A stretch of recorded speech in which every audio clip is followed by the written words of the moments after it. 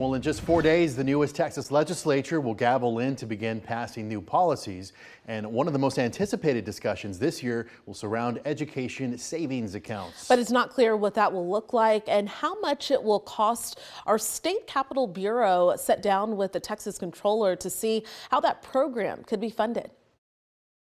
On Monday, state lawmakers will learn how much money will be available in the budget for the next 2 years. The Texas Comptroller's office will release its revenue estimate the day before the start of session. Last session, the legislature was given the biggest budget surplus ever at just under $33 billion.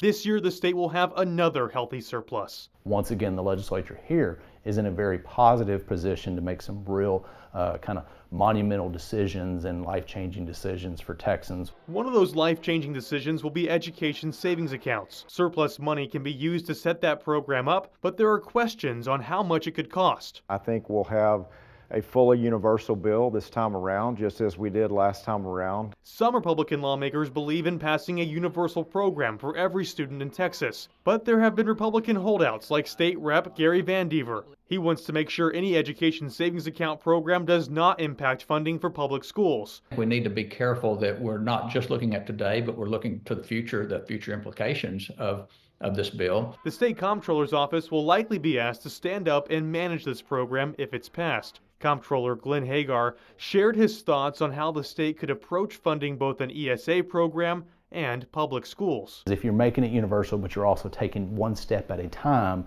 so you know actually what are the parameters and how you balance the entire education system in the state of Texas. He suggests starting small, focusing on economically disadvantaged students and those with disabilities. It's speculation right now, but all these questions will soon become real policy discussions at the state capitol in the coming weeks and months. In Austin, I'm Dylan McKim. And Comptroller Hagar said this year the state will have its largest rainy day fund in history. There will be $24 billion in that fund. The money is used to help balance the budget if there's ever a deficit. And going in depth, the last legislative session ended with Governor Abbott calling for special sessions. The governor's priorities then included school safety, teacher pay, education savings accounts, and an election bill.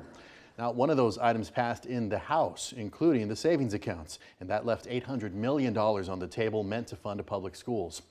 For a deeper dive into how the legislative session last time could affect it this time, just go to KXAN.com. On Tuesday here on KXAN, we'll have a cohesive wrap-up of everything you need to know ahead of the Texas legislative session. From bills lawmakers want to see move forward for change to in-depth conversations with experts and politicians on government issues. You can catch the hour-long special in-depth insight at the Capitol at 4 o'clock on Tuesday.